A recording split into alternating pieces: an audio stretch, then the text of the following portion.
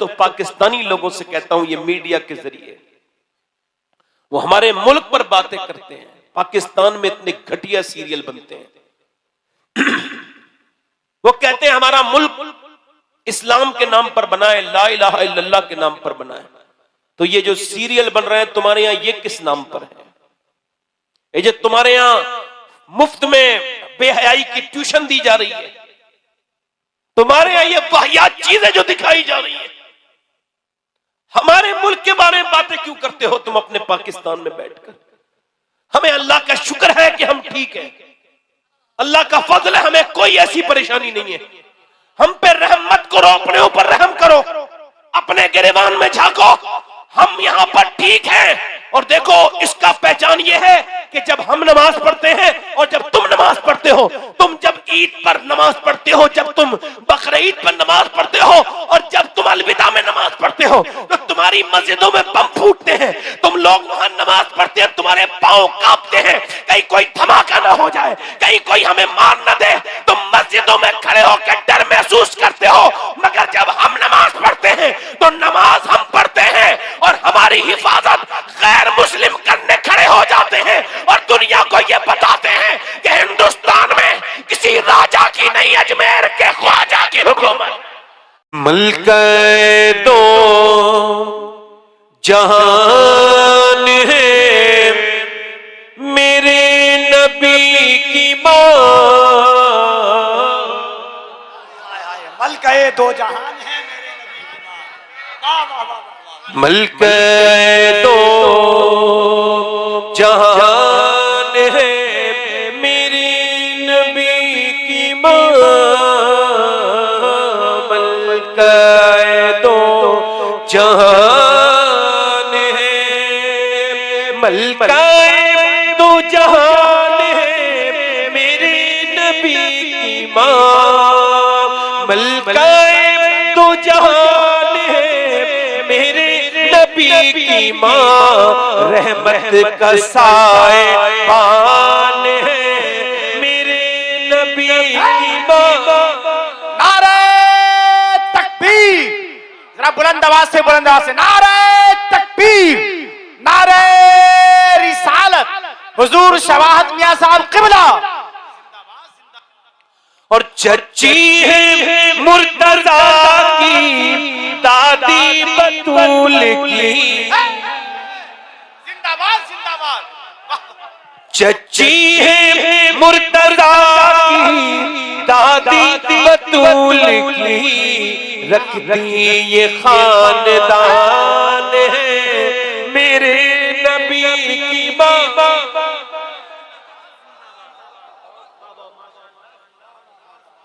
अच्छा, जल्दी से एक और शेर पढ़ देता हूँ। रखती ये खानदान है मेरे नबी की मां, जिंदाबाद। अच्छा, कुछ लोग कहते हैं ये बड़े सगीर में जहाँ उर्दू बोली जाती है वहाँ अम्मी को कहते हैं अम्मी जान। क्या कहते हैं? अम्मी जान। तो अम्मी जान होती भी है। ये लफ्ज दूसरी जगह इस्तेमाल होता है, ये आफत जान के मुतरादिफ। असल जान कौन होती है बोलो? तो सबके बच्चों की माँ कौन होती है? जान। क्या होती है? ये शेर अल्लाह करे तो आपके समझ में आ जाए, और शेर को समझाना नहीं चाहिए। कहते हैं अपनी माँ को सब बच्चे अम्मी जान,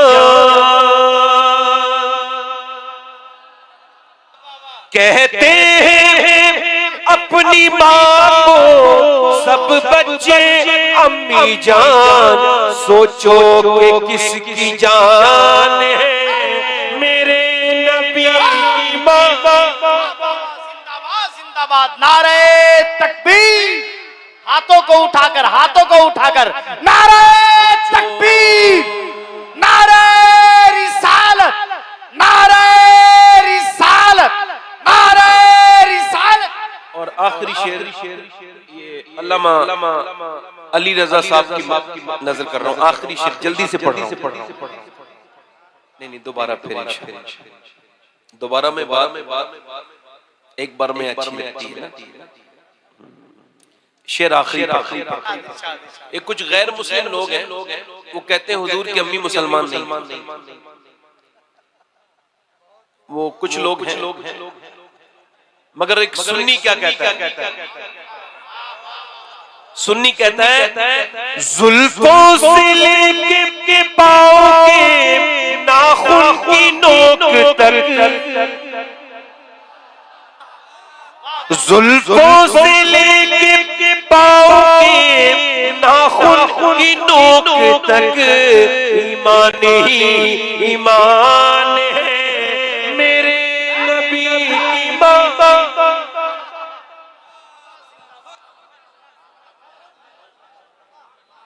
ईको कम कर दे। ईमान ही ईमान है मेरे नबी की माँ।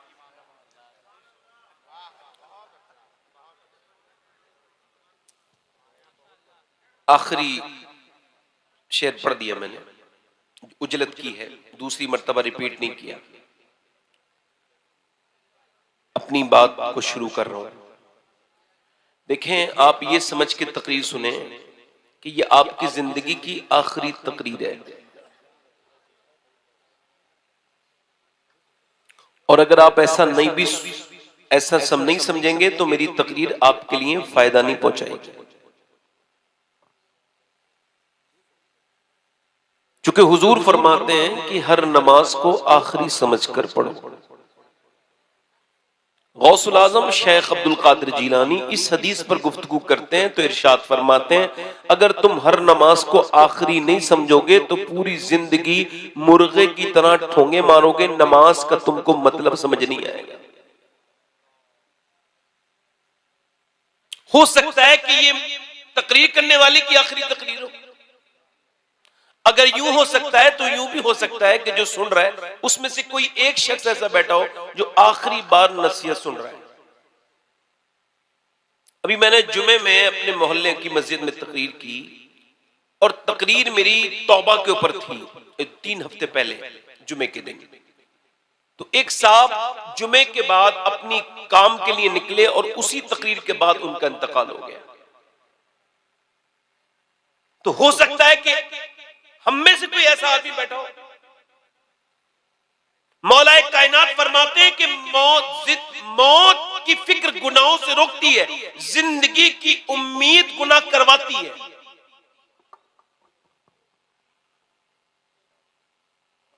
किसी भी कैंसर के पेशेंट को आप गुनाह करते नहीं देखेंगे, तौबा ही करता देखेंगे। हालांकि मैंने कैंसर के मरीजों को ठीक होते देखा है, और जो उनकी कैंसर पे अफसोस कर रहे हैं उनको मौत आते देखा है मैंने।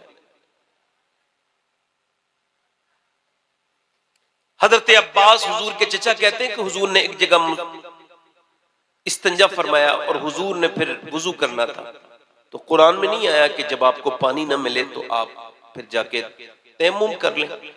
तो हुजूर ने तयम्मुम किया। अब सामने पानी का हौज था, पानी था। हजरत अब्बास ने अर्ज की, हुजूर ये राज समझ नहीं आया, हुजूर सामने पानी है, यहां वुजू फरमाया।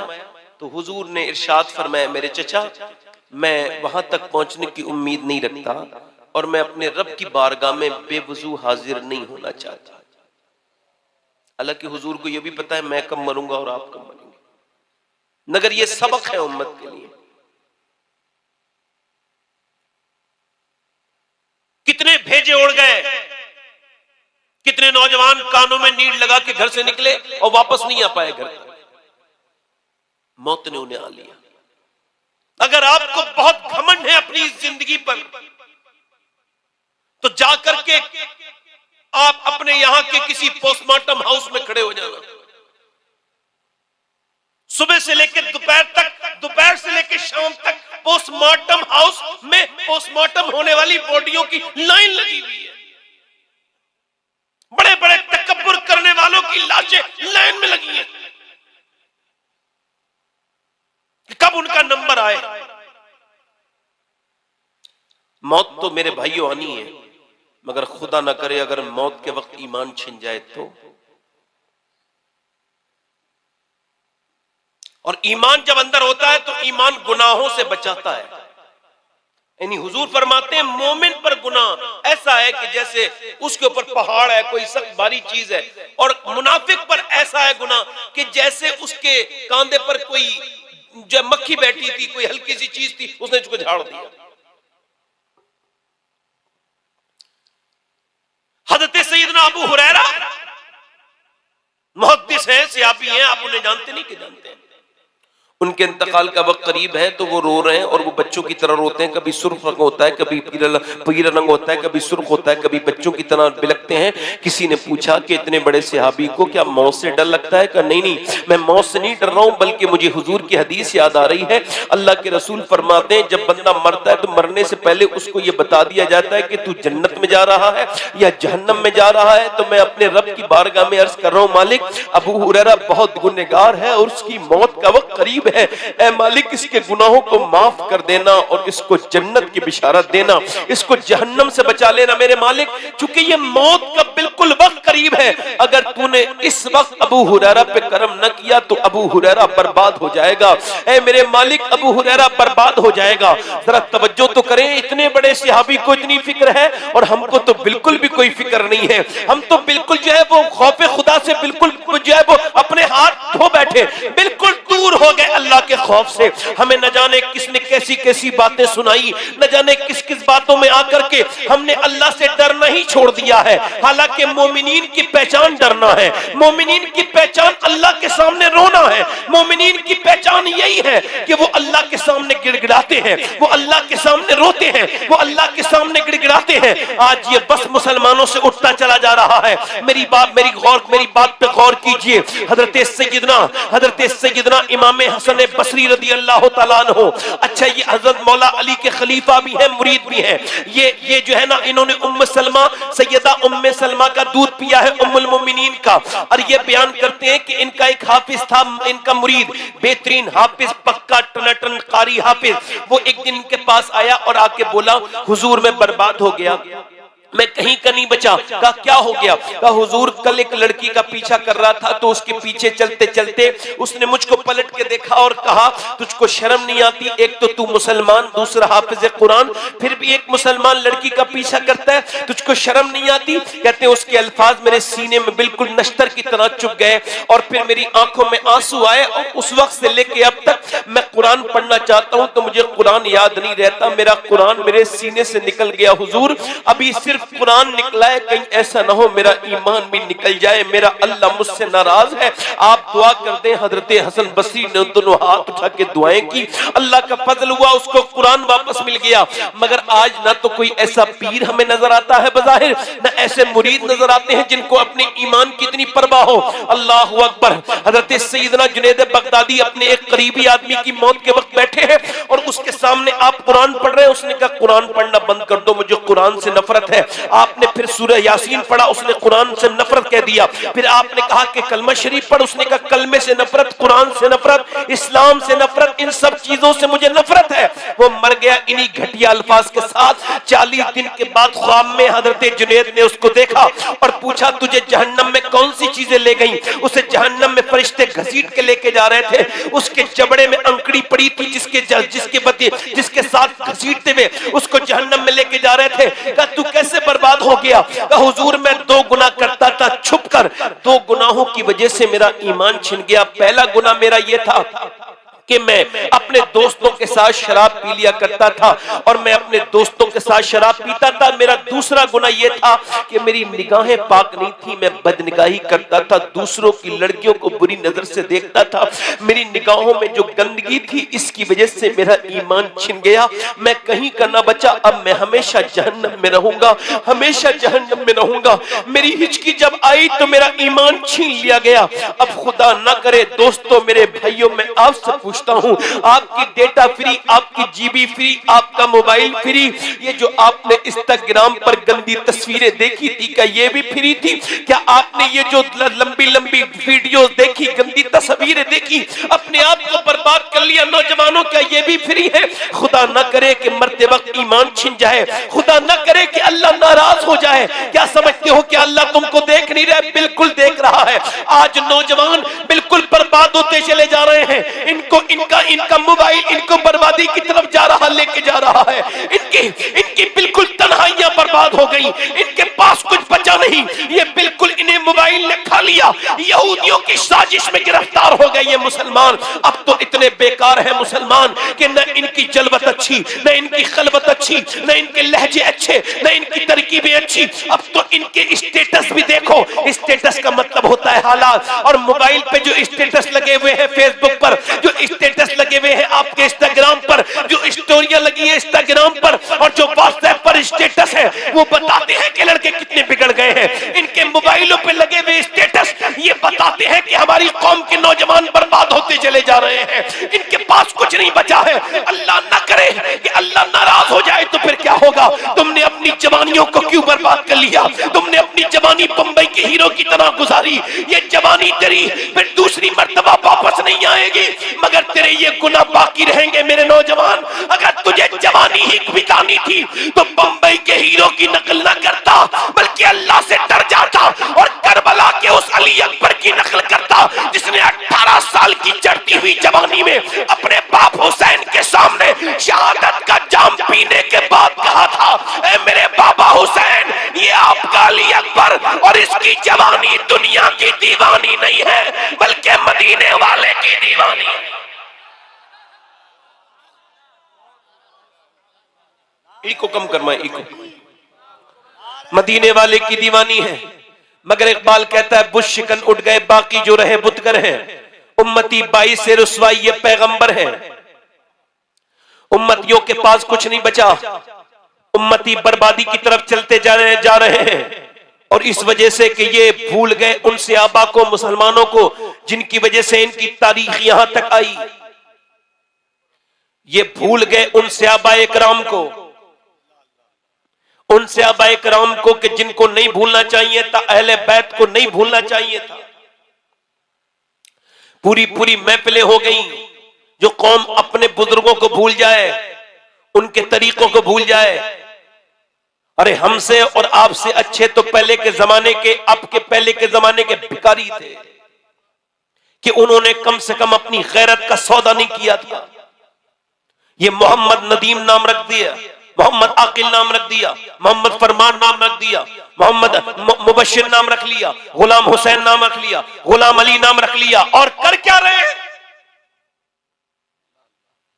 कर क्या रहे हैं मियां? हमारी जिंदगियां बर्बाद होती चली गई उस वजह से कि हमने सहाबाए किराम को भुला दिया, और औरतों ने भी भुला दिया सहाबियात को, ये भी भूल गई। और औरतें भी बर्बाद हैं, इस वक्त के मर्द भी बर्बाद हैं। खूब शोर मचाओ, नारे लगाओ, मगर मेरे दिल को इत्मीनान इन सब चीजों से नहीं होता। मैं ये सोचता हूं कि क्या हम लोग ऐसा तो नहीं है कि हवा हवाई की जिंदगी जी रहे हैं? ऐसा तो नहीं है कि लोग कहते हैं हुकूमत बड़ी जालिम है, हुकूमत ने बड़ा जुल्म किया है। पूछो क्या जुल्म किया? लगे बड़ा जुल्म किया। मैंने कहा हाँ, हुकूमत तो जालिम है। एक साहब बोले हिंदुस्तान के हालात बड़े खराब हैं। मैंने कहा अच्छा, ये हालात आपने खराब किए? बोले नहीं। मैंने कहा आप ठीक कर सकते हैं? बोले नहीं। मैंने कहा फिर वो जो आप कर सकते हैं वो करिए ना। हालात अगर हिंदुस्तान के अच्छे नहीं है तो आपके हालात कहां के अच्छे हैं? अगर हुकूमत जालिम है तो आप कम जालिम है। 5 वक्त की अजानें हुई, आप मस्जिद में नहीं गए, आपसे बड़ा भी जालिम कोई होगा? क्या आप अपने आप को जालिम नहीं समझते? ये आप बैठ करके चौराहे पे क्या बातें करते हैं, फलानी हुकूमत ऐसी ऐसी वैसी हुकूमत, ट्रेनों में वही बातें, हर जगह वही बातें। अरे अल्लाह ने तुम्हें बैठ करके गपशप लड़ाने के लिए, गीबतें करने के लिए चौराहे पे पैदा नहीं किया, बल्कि मस्जिद में बैठ के अपने नबी पर दुरूद पढ़ने के लिए पैदा किया। मगर जिस कौम को यही याद ना रहे कि वो किधर से चले थे। अरे हम तो 313 थे। कितने थे? बोलो 313। जल्दी बोलो कितने थे?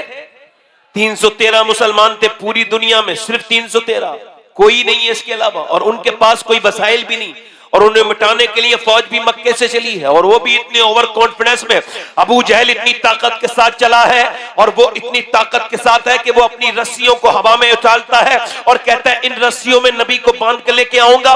मक्के की औरतों ने अपने जेबरात उतार के अबू जहल के सामने ढेर लगा दिए और कहा हमारा सोना ले जाओ और नबी के दीन को खत्म कर दो। तो मदीने की औरतें आई, या रसूल अल्लाह, हमारे पास माल तो नहीं है, मगर ये 18 साल का लाल मौजूद है, इसको ले जाएं और दीन को बचा ले। नारे तकबीर, नारे रिसालत, अज़मते मुस्तफा, उर्से मुक़द्दस। वो कौन माएँ थी जिन्होंने मियां इतिहास लिख दिया? वो कौन माएँ थी जिन्होंने ऐसे बच्चे जने, ऐसे बच्चे जने कि ऐसे बच्चे फिर दुनिया में ना आ पाए? उन लोगों की कसमें आज भी दुनिया खाती है। इकबाल ने उन पर बड़ी बात कही। वो कहता है इकबाल कि इस्लाम ने मुसलमानों का बहुत साथ दिया मगर मुसलमानों ने नहीं दिया। मुसलमान तो इस्लाम से दूरी बना रखते हैं, अपनी फायदे की चीजें इनको खूब समझ में आती हैं।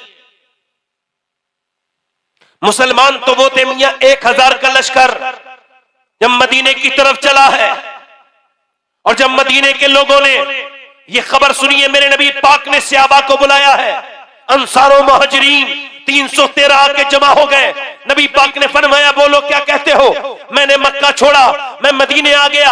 अब वो मदीने के ऊपर हमला करने के लिए आ रहे हैं, इस्लाम को मिटाने के लिए आ रहे हैं, बोलो क्या कहते हो? 313 सहाबा करते हैं हुजूर हम आपके साथ जान देने के लिए तैयार हैं, हम आपके साथ चलने के लिए तैयार हैं।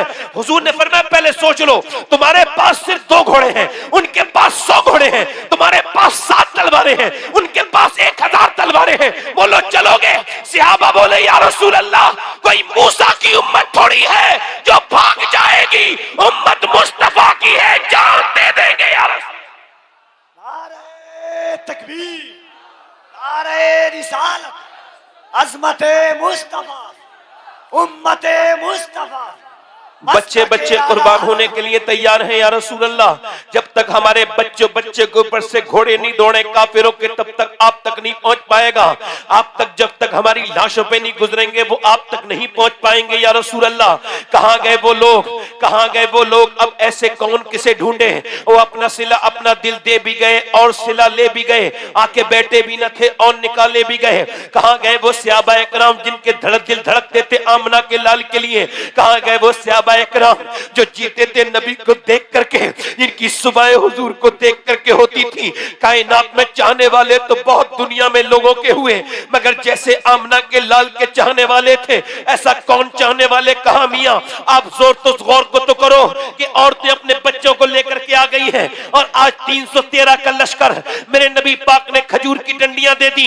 अब 313 लोगों में जरा गौर तो करो आप, 313 लोगों में 7 लोगों के पास तलवारें हैं, 306 लोगों के पास सिर्फ खजूर की डंडियां हैं। खजूर की डंडियां आने के बाद सहाबा इकराम के दिल में ये बात पैदा हो जानी चाहिए थी कि खजूर की डंडी तलवार का मुकाबला नहीं कर सकती। उनका दिल घबरा जाना चाहिए था, मगर नहीं, वो तो अपनी खजूर की डंडियों को हवाओं में लहरा के जाते थे, मदीने की गलियों में लहराते हुए जा रहे थे।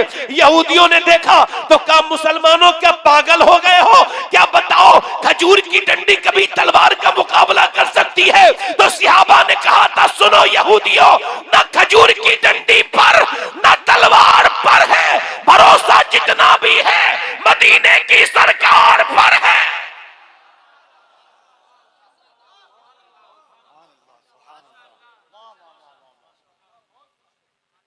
निकले मदीने से निकलने के बाद निकलते मदीने से निकलने के बाद पहुंच गए 170 किलोमीटर दूर बद्र के मकाम पर। आज भी कोई भी जाकर के देख ले कि बद्र को अल्लाह ने अपनी आयत बताया। क्या बताया बोलो? और आज भी कोई जाके देख ले, आज भी कुरान की ये आयत बड़े बड़े जली लफ्जों में उसी बद्र के मैदान में लिखी हुई है, वलक़द नसरकुमुल्लाहु बिबदरिन व अंतुम अज़िल्ला।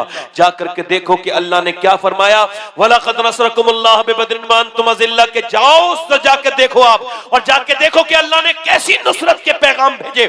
मगर ऐसे ही नहीं आए, उनके जज्बे देखो कि उनके पेटों पे पत्थर जो है, उनके पेटों पे रोटियां नहीं है, उन्होंने रोजे रखे हैं। और वो भी किस हाल में रोजे रखे हैं कि खजूर की गुठलियां चूस चूस करके रोजे रखे हैं, और फिर उसी को गुठली को उन्होंने जेब में रख लिया है, और ऐसे खजूर की गुठलियां, खजूर की डंडियां लेके खड़े हैं। किनके मुकाबले में जो रात पूरी, जिस कौम ने शराब पी है, जिस कौम ने पूरी रात औरतों का नाच देखा है, जिन्होंने भुने में गोश्त खाए हैं, ये उनके मुकाबले में जब उन्हें देखते हैं मुसलमानों को, तो ये कहते तुम्हें ऐसे मसलेंगे जैसे मक्खी मक्खी और मच्छर को मसलते हैं और तालियां बजा बजा के मुसलमानों की मजाक उड़ाते हैं। ये देखो तो ये आए हैं हमसे लड़ने, इनके पास तलवारें तक नहीं है, इनको मिटा के रख देंगे। जब वो ये बदतमीजियां करते थे उसी रात मेरे पैगंबर ने अल्लाह की बारगाह में रुजू किया है।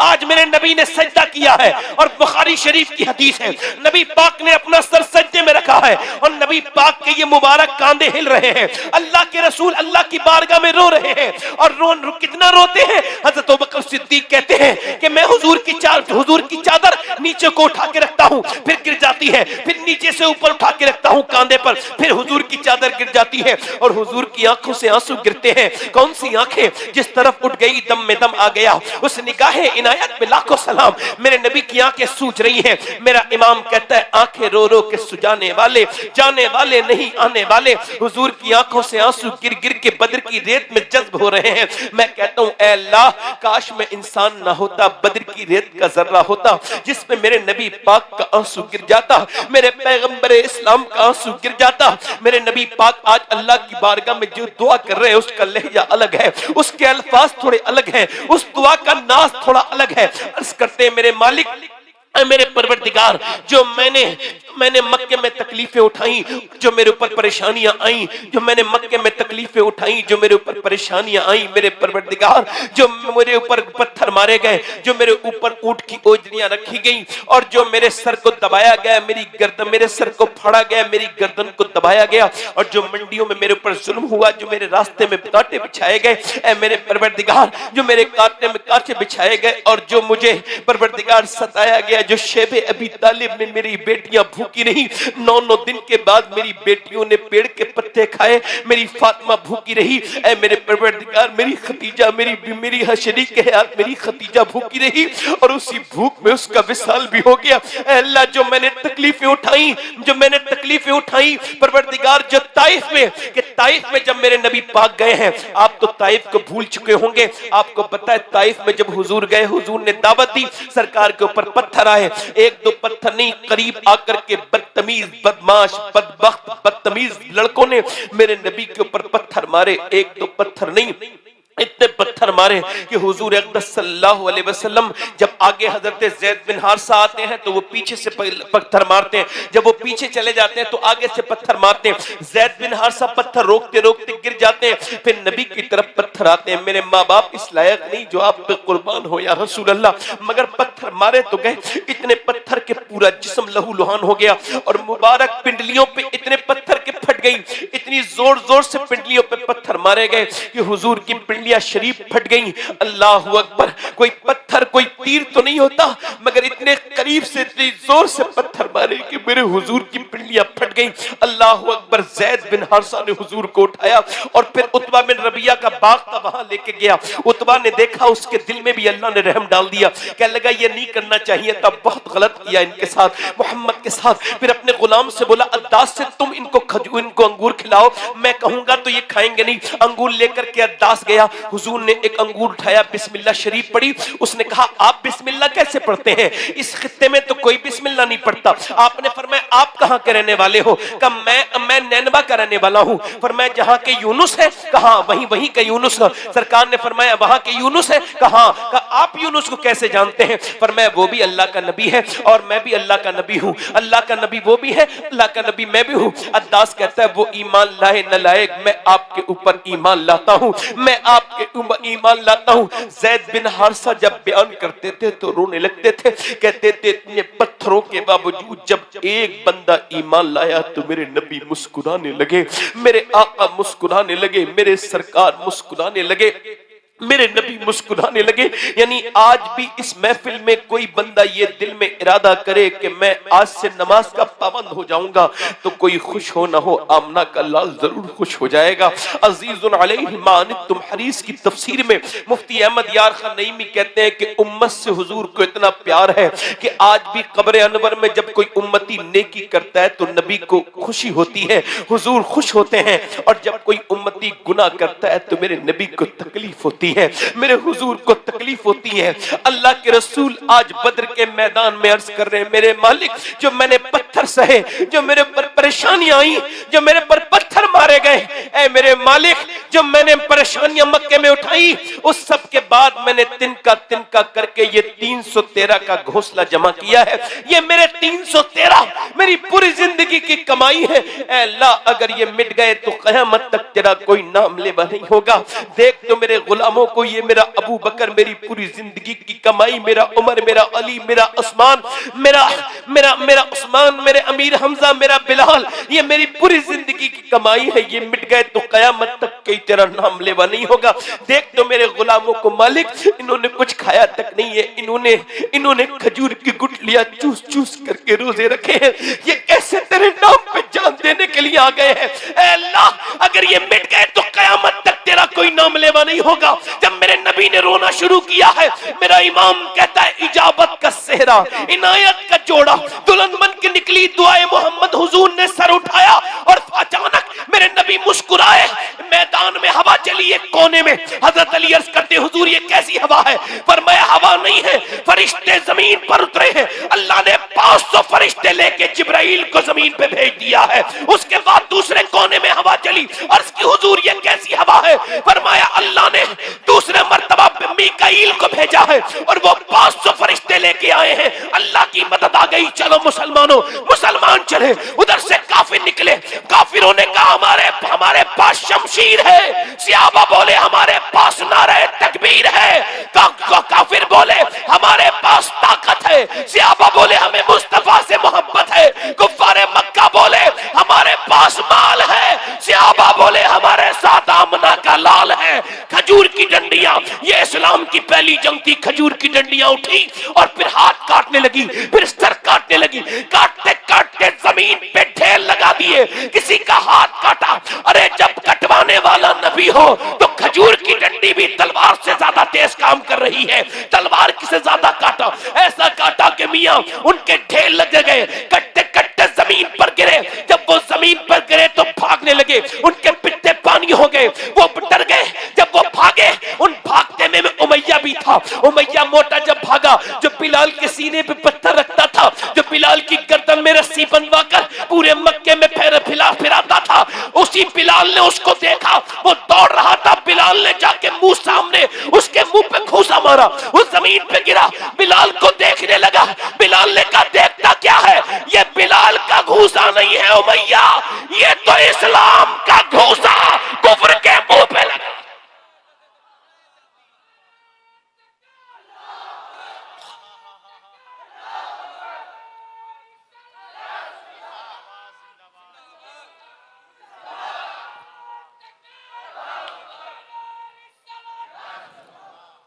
सत्तर कुफ्फारे मक्का मारे गए। कितने?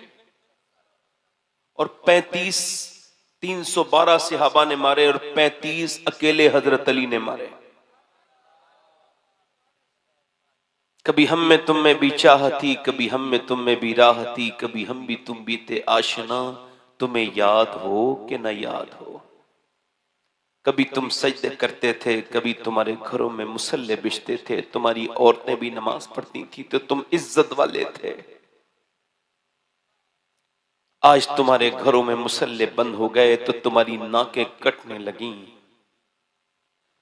फलां की लड़की चली गई, फलां की इज्जत खराब हो गई, फलां मुसलमान की लड़की ने ये कर दिया, फलां की मुसलमान की लड़की ऐसा कर सकती है। कभी नहीं, कभी नहीं। जब पूरी दुनिया लड़कियों को जिल्लत का सामान समझती थी, जलील समझती थी, तब मेरे नबी ने अपनी बेटी सैयदा फातिमा ज़हरा को आते देखा, खड़े हो गए, फरमाया फातिमा मेरे जिगर का टुकड़ा है। और उठ करके नबी ने अपनी बेटी के हाथ को चूमा, पेशानी को बोसा दिया और कहा फातिमा तेरे अंदर से मुझे जन्नत की खुशबू आती है। बेटी को अगर कुछ नहीं मिला तो तरबियत नहीं मिली, बेटे को अगर कुछ नहीं मिला तो तरबियत नहीं मिली। अल्लाह का नाम नहीं सिखाया। लड़की फलां की चली गई, लड़की फलां की, वो गई नहीं है मेरे भाई, आपने जाने का सामान पैदा किया था, उसको अंग्रेजी स्कूलों में पढ़ाया, उसकी उम्र को आपने बढ़वाया, उम्र उसकी बहुत बढ़ गई।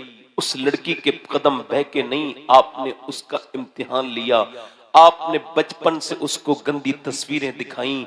माँ बैठी है, माँ के बराबर में एक लड़की और उसकी बैठी है छोटी सी, वो देख रही है कि फिल्म चल रही है। बाप बेहया वहीं बैठा है, बाप भाई बेहया वहीं बैठा है।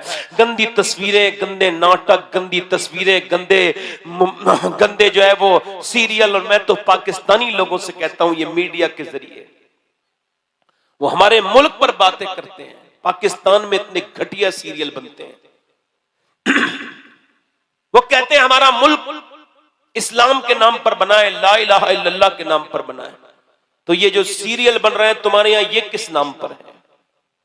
ये जो तुम्हारे यहां मुफ्त में बेहयाई की ट्यूशन दी जा रही है, तुम्हारे यहां ये वाहियात चीजें जो दिखाई जा रही है, हमारे मुल्क के बारे में बातें क्यों करते हो तुम अपने पाकिस्तान में बैठकर?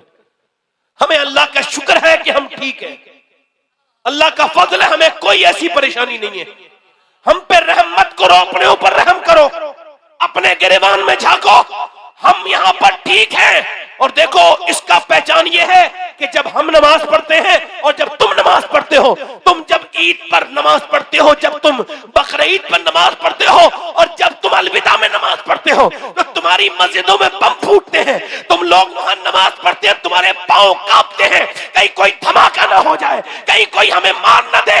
तुम मस्जिदों में खड़े होकर डर महसूस करते हो, मगर जब हम नमाज पढ़ते हैं तो नमाज हम पढ़ते हैं और हमारी हिफाजत गैर मुस्लिम करने खड़े हो जाते हैं और दुनिया को यह बताते हैं कि हिंदुस्तान में किसी राजा की नहीं, अजमेर के ख्वाजा की हुकूमत। तकबीर, नारे रिसालत, नारे रिसालत, फैजाने औलियाए किराम, ख्वाजा गरीब नवाज।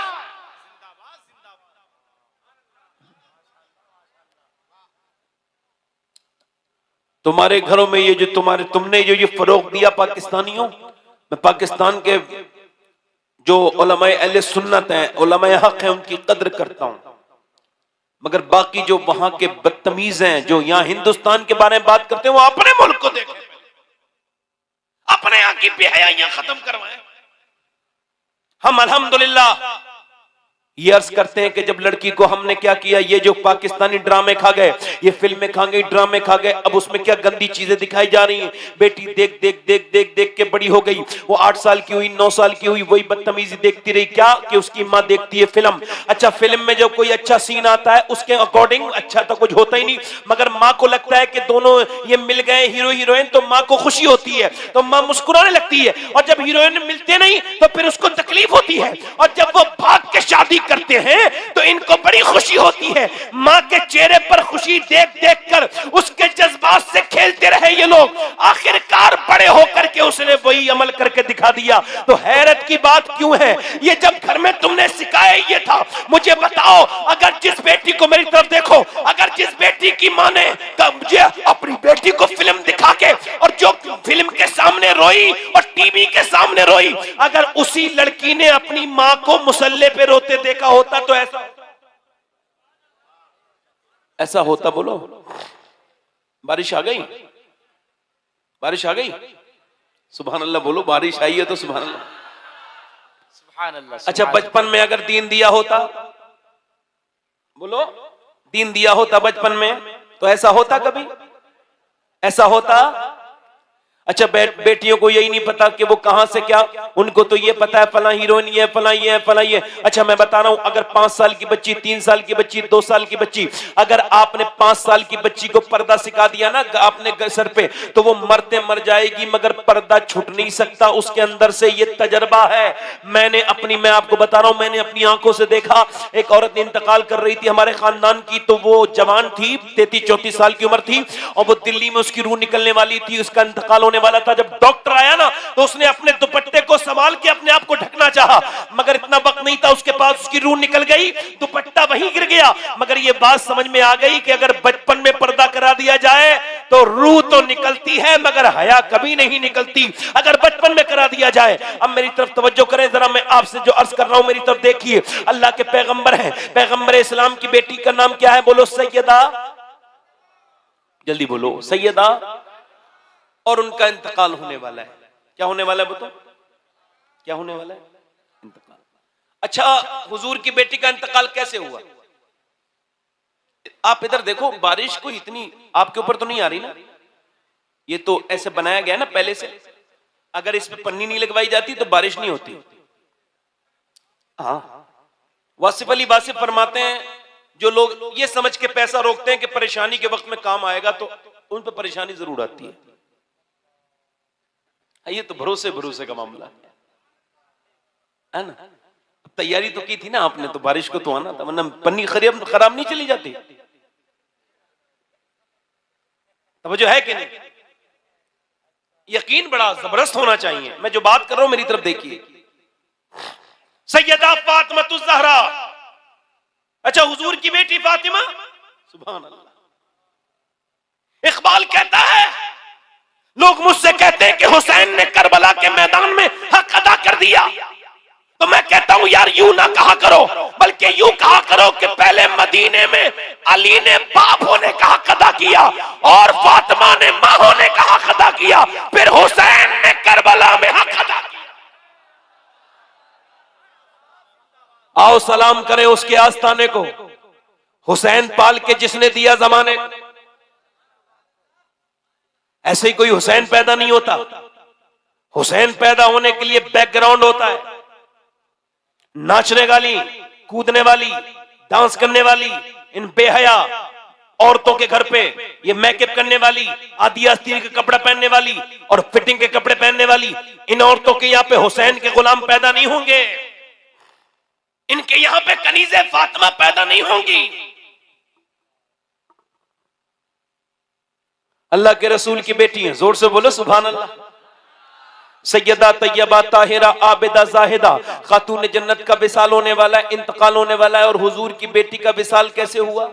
बीमारी से नहीं, किसी हादसे से नहीं, 25-26 साल की उम्र में इंतकाल हुआ है, विसाल हुआ है। किस बात से? कोई बीमारी नहीं, सिर्फ अपने अब्बा के गम में। किसके गम में? वैसे चैनल वाले बहुत हैं, मगर ये सारे सुभान अल्लाह नहीं कहते हैं। चैनल वाले ये सोचते हैं हम तो अब हम खवास में आ गए, अवाम में नहीं है। हंसना नहीं भाई, हंसो मत करो, हंसा मत करा करो, ऐसे कह रहा हूं। अच्छा, हुजूर की बेटी का विसाल हुजूर के गम में हुआ। कहती थी, ऐ अली, आपके दिल ने कैसे गवारा कर लिया कि आप मेरे अब्बा को मिट्टी में छुपाए। मगर जब विसाल होने वाला है तो रो रही हैं। जब सैयदा रो रही हैं, जब सैयदा खातून जन्नत रो रही हैं, तो अस्मा बिनते उमैस बैठी हैं। वो कहती हैं, हुजूर की बेटी फातिमा, क्या मौत का डर है आपको? का नहीं। का फिर किस बात से डर रही है? नबी की बेटी को किस बात का डर है? कहती, मुझे मौत का तो डर नहीं है। का फिर? का मुझे इस बात का डर है कि जीते जी तो मैंने पर्दा किया, मगर मैंने 72 पैमत की चादर में पर्दा किया। एक दिन हुजूर अपनी बेटी से मिलने के लिए गए, आवाज दी कि फातिमा अंदर आ सकता हूं? अंदर से आवाज आई, अब्बा आप तन्हा हैं, अकेले हैं, तशरीफ लाएं, मेरे साथ इमरान है। फातिमा, उन्हें न लाएं। फातिमा, उन्हें क्यों न लाऊं? अब्बा उन्हें न लाएं। फातिमा, उन्हें क्यों न लाऊं? अब्बा उन्हें न लाएं। जब हुजूर ने कई बार पूछा तो इमरान कहते हैं, हुजूर ने जब कई बार पूछा तो अंदर से आवाज आई, अब्बा आपकी बेटी के पास इतने कपड़े नहीं है कि वो किसी दूसरे मर्द से पर्दा कर सके। एक जोड़ी कपड़े में पैबंद लग गए हैं, पैबंद लग गए हैं। हुजूर ने अंदर चादर भिजवाई, अंदर गए तो पूरा चेहरा पीला था, सुर्ख था। क्या हुआ मेरी बेटी? तुम्हारा रंग जर्द है, आंखों में गड्ढे पड़ते हैं। क्या हुआ मेरी लाडली को? अल्लाह का शुक्र है अब्बा जान, बताना मेरी बेटी क्या हो गया? अल्लाह का शुक्र है अब्बा जान, बताओ ना बात में। हुजूर ने जब कई बार पूछा, मेरा इमाम कहता है जिसकी तस्कीन से रोते हुए हंस पड़े उस तबस्सुम की आदत पे लाखों सलाम। हुजूर ने जब कई बार पूछा तो अर्ज किया, अब्बा और तो कोई बात नहीं है, 5 दिन से कुछ खाया नहीं, पेट से एक पत्थर बंध रहा है। अपनी बेटी की पेशानी को चूमा, सर पे हाथ रखा, फरमाया अगर 5 दिन से कुछ नहीं खाया, दुनिया मोमिनीन के लिए कैद खाना है और ये दुनिया छोटी है, आखिरत बड़ी है, मताउन दुनिया कलील। ए मेरी बेटी, अगर आज 5 दिन से कुछ नहीं खाया तो आज तुम्हारे अब्बा को 9 दिन हो गए, मैंने आज 9 दिन से कुछ नहीं खाया। सैयदा कहती है, मुझे अस्मा इस बात का है कि जीते जी तो मैंने पर्दा किया है, 72 पैमत की चादर से पर्दा किया है, मगर सोच रही हूं जब मेरा इंतकाल होगा और जब जनाजा लेके चलते हैं, उस वक्त तक जनाजा ढक के नहीं चलता था औरतों का, जब जनाजा लेके चलते हैं तो कांधा बदलते हैं लोग तो मैयत हिलती है। सोचती हूँ जीते जी तो पर्दा किया कि इंतकाल के बाद मेरा जनाजा जब निकले लोग कांधा बदलें तो बेपर्दगी ना हो जाए, किसी को ये पता ना चल जाए नबी की बेटी कितनी मोटी कितनी पतली है। अल्लाह अकबर। मेरे दोस्तों 2 मिनट की बात है, ध्यान दो मेरी तरफ, 2 मिनट की बात है। अपने घर में जाके देखो, 6 साल की सैयदा ज़ैनब कुरान पढ़ रही थी मदीने में, कुरान पढ़ते पढ़ते सर से दुपट्टा नीचे चला गया। जब दुपट्टा नीचे गया, सैयदा ज़ैनब का दुपट्टा नीचे गया तो सैयदा फातिमा ने सर पे दुपट्टा रख दिया। ज़ैनब ने पूछा, अम्मी मेरे सर पे दुपट्टा क्यों रखा? नाना नाराज हो जाते हैं जो बच्ची सर पे दुपट्टा नहीं रखती है। ज़ैनब इतना सुन के रोने लगी। सैयदा फातिमा ने छुपाया, नहीं चुपी, चुप जाना ज़ैनब, और नहीं चुपी, चुप जा ज़ैनब। फिर आखिर कहने लगी, अम्मी जान नाना से कह देना इस बार ज़ैनब को माफ कर दे, अगली बार गर्दन कटा देगी मगर सर पे से दुपट्टा नहीं हटाएगी। करबला के मैदान में ज़ैनब निकल के जा रही हैं। लो अभी तो महीना आने वाला है हुसैन का। करबला में सिर्फ हुसैन का सजदा याद नहीं रखना था, 2 चीजें याद रखनी थी कि जब सैयदा ज़ैनब के सर से दुपट्टा छिना तो आपने उस वक्त जब सर से दुपट्टा छिना उस वक्त मदीने की तरफ मुंह किया और मुंह करने के बाद कहा था, ए मेरे अब मैं, ए मेरे नाना मुझको माफ कर देना, मैं वही ज़ैनब हूं जिसे आपने गोद में खिलाया, जो आपकी नवासी है, जिसने वादा किया था अपनी अम्मी से कि कभी सर से दुपट्टा नहीं गिरेगा, मगर आज मेरा दुपट्टा छीन लिया गया। मेरा भाई हुसैन शहीद हुआ, मैं पर्दे में थी, मेरे बच्चे मेरे भतीजे शहीद हुए, उनकी लाशों पर घोड़े दौड़े और उनकी हड्डियां जब टूटी तो उनकी आवाजें हम तक आई, हम कैसे हुसैनी हैं कि अल्लाह अकबर इस बात को न समझ पाए कि जब हड्डियां टूट करके अली के पोतों की, अली के बेटों की लाशों पर जब घोड़े दौड़ते थे और उनकी हड्डियां जब टूट करके आवाजें मुझ तक आई, मेरे अब्बा, मेरे दादा, मेरे नाना, उस वक्त भी ज़ैनब कभी बाहर नहीं निकली खेमे से, मगर अब सर पे से दुपट्टा खींच लिया गया है तो अब ज़ैनब को आप माफ कर दीजिएगा मेरे नाना। फिर अपने बाप अली की तरफ को मुंह किया और कहा, मेरे बाबा अली मैं वही ज़ैनब हूं जब कूफे में चलती थी, आप फरमाते थे इसके पैरों के निशान मिटाते हुए जाओ हसन हुसैन। मैं नहीं चाहता कि ज़ैनब के पांव के निशान भी कोई देखे, मगर आज आपकी बेटी के सर पे दुपट्टा खींच लिया गया है। ज़ैनब ने अपने बालों से अपना पर्दा किया और बालों से अपने चेहरे को छुपाया। अल्लाह अकबर। इमाम ज़ैनुल आबिदीन कहते हैं, मेरी फूफी सी कभी तहज्जुद की नमाज भी मैंने कज़ा होते नहीं देखी, उसके बच्चों की लाशें मैंने उसकी गोद में देखी, मगर ऐन नमाज के वक्त में मैंने उसे नमाज पढ़ते हुए देखा। अल्लाह अकबर। कैसे करबला के मानने वाले हैं कि आज जिनके दिल बिल्कुल अहले बैत, जिनके दिल बिल्कुल पर्दे की अजमत से खाली है, मैं अपनी बहनों और भाइयों से यही गुजारिश करने आया हूं, ये करबला से सिर्फ ये न सीखो कि हुसैन का सजदा, करबला में एक भाई का पैगाम है और एक बहन का पैगाम है, एक नवासे का पैगाम है और एक नवासी का पैगाम है, एक बेटे का पैगाम है, एक बेटी का पैगाम है, एक बेटे का पैगाम ये है और एक नवासे का के हालात कुछ भी हो सजदा ना छोड़ा जाए, और नवासी का पैगाम ये है कि चाहे हालात कोई भी हो पर्दा ना छोड़ा जाए। नारे तकबीर, नारे रिसालत, अज़मत इस्लाम। मैं अपनी बात को यहीं पर खत्म करता हूं, मगर ये कहकर मेरे दोस्तों कि मौत करीब करीब आ रही है, मौसम इस बात की इजाजत नहीं देता मैं मजीद तकरीर करूं, मगर इतनी बात जरूर है मेरे दोस्तों, मौत करीब आ रही है, अन करीब हम सब कस्से पारी ना हो जाएंगे। अल्लाह की बारगाह में तौबा कर लो, उससे कहो मालिक माफ कर दे, वो बड़ा करीम है, वो माफ कर देगा, मेहरबान है, माफ करने वाला। यकीन जानो वो इतना फजल करने वाला है, इतनी मेहरबानी करने वाला है। आप कभी उसके सामने रोया करो, उसके सामने सजदे किया करो। अपनी औरतों से कहो कि सजदे के लिए अपनी औरतों से कहो कि मुसल्ले बिछा लो। अपनी बहनों से कहो कि अब वक्त आ गया है मेरी बहनों, अब अल्लाह उसके रसूल के दीन के लिए खड़ी हो जाओ। अपने अंदर तब्दीली लेकर के आओ, अपने रब को मनाओ। आप इधर देखो, ये आवाजें मेरी आवाज से ज्यादा थोड़ी है, मेरी तरफ देखो। अपने रब को मनाओ।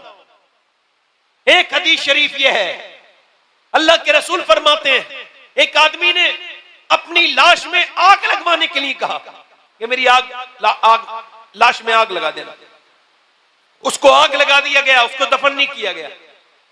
वो उसकी लाश को उसने कहा था मेरी राख को फेंक देना जंगलों में, पहाड़ों पर, दरियाओं में। उसकी राख को अल्लाह ने एक जगह किया और उसको जिंदा किया और पूछा कि तूने ये बता कि तूने अपनी लाश में आग क्यों लगवाई थी, तू दफन क्यों नहीं हुआ? कहने लगा मालिक मैं इतना गुनहगार था, तेरी बारगाह में हाजिर होने के लायक नहीं था। तो अल्लाह से तू क्यों? इस वजह से मैंने अपने अंदर आग लगाई कि मैं तेरे सामने खड़े होने के लायक नहीं था। अल्लाह ने फरमाया ए बंदे मैं तुझे क्यों न बख्शूं जबकि तू बिन देखे मुझसे इतना डरता है। मौत से पहले उससे तौबा कर लो, उसके सामने रोया करो और उसके सामने गिड़गिड़ाया करो। अपने आंसुओं को अल्लाह के सामने रखो, सजदे करो। कितने लोग ऐसे हैं जो हुजूर के नाम पे गर्दन कटा देंगे? दोनों हाथ उठा के बताएं। बारिश तेज हो गई, हाथ उठा के बताएं। उलमा से नहीं, सिर्फ पब्लिक से। कितने हाथ हुजूर के नाम पे गर्दन कौन कौन कटा देगा? नीचे हाथ कर लें। जो गर्दन कटा सकता है वो कुछ भी कर सकता है हुजूर के नाम पे। कितने लोग ऐसे हैं जो गर्दन भी कटा देंगे और आज से हुजूर के नाम पे पूरी दाढ़ी भी रखा लेंगे। इस महफिल में खड़े हो जाएं वो लड़के खड़े हो जाएं जो पूरी दाढ़ी रखाएं, खड़े हो जाएं, हाथ ऊपर कर लें, खड़े होके हाथ ऊपर कर लें। दाढ़ी रखाने वाले हाथ ऊपर करें। हर नबी के दाढ़ी, हर वली के दाढ़ी, दाढ़ी सुन्नत है, वाजिब है हर आदमी पर, नबी की प्यारी सुन्नत है। जो पूरी दाढ़ी रखा है वो हाथ ऊपर कर ले। मेरे साथ को इंशाअल्लाह। जरा बाहर निकल के आओ दाढ़ी रखाने वाले, इधर आओ, यहां आओ, थोड़ा आपको देख लें। आओ बाहर निकल के आओ। सिर्फ दाढ़ी रखाने वाले, कोई बच्चा ना आए, कोई बड़े आए जिनके दाढ़ी आ चुकी है और आज से पूरी सुन्नत रखाएं, वो बाहर निकल के आ जाएं। कोई जज्बात में खड़ा हुआ आदमी नहीं आए। एक सुन्नत पे 100 शहीदों का सवाब है। आगे आओ, आगे आओ। चलो माशाअल्लाह, हाथ ऊपर उठाओ। दाढ़ी रखाओगे इंशाअल्लाह, पूरी सुन्नत इंशाअल्लाह। आज तक जिए थे सभी के लिए, फैशन के लिए, दुनिया के लिए, मगर आप जिएंगे नबी के लिए, जो कि ताजु शरिया कह के गए हैं। जिंदगी ये नहीं है सभी के लिए, जिंदगी है नबी की। दोनों हाथ उठा के को इंशाअल्लाह वादा करते हैं इन उलमा इकराम को गवाह बनाकर, आज के बाद न दाढ़ी कटेगी न मुड़ेगी इंशाअल्लाह, पूरी रखाएंगे इंशाअल्लाह। बैठ जाएं अपनी अपनी जगह। हुजूर की आंखों की ठंडक क्या है बोलो?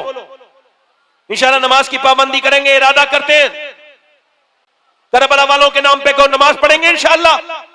दोनों हाथ उठा के इंशाअल्लाह, दोनों हाथ उठाओ इंशाअल्लाह। बारिश हो रही है अल्लाह की रहमत में, रहमत को गवाह ना के को इंशाअल्लाह नमाज पढ़ेंगे इंशाअल्लाह। अपनी बहन बेटी को पर्दा कराएंगे इंशाअल्लाह। और अपनी तन्हाइयों को पाक करो, क्योंकि बारिश हो गई और मुझे भी 1 घंटा हो गया तकरीबन। मैं अपने रब से तौबा करता हूँ। आपका बहुत शुक्रिया, आपने मेरी तकरीर सुनी, मगर उठ के मत जाइएगा, मैं भी यहीं बैठा हूँ। सब लोगों के साथ तौबा करें। अस्तगफिरुल्लाह रब्बी मिन कुल्लि ज़म्बिन व अतूबु इलैह। पढ़ लीजिए ला इलाहा इल्लल्लाह मुहम्मदुर रसूलुल्लाह। मेरी जिंदगी का मकसद तेरे दीन की सरफराजी, मैं इसीलिए मुसलमान, मैं इसीलिए नमाजी। इस्लाम जिंदाबाद, मसलके आला हज़रत पाइंदाबाद। वस्साबिकून अस्साबिकून उलाइकल मुक़र्रबून। सदक़ल्लाहुल अज़ीम। अस्सलामु अलैकुम।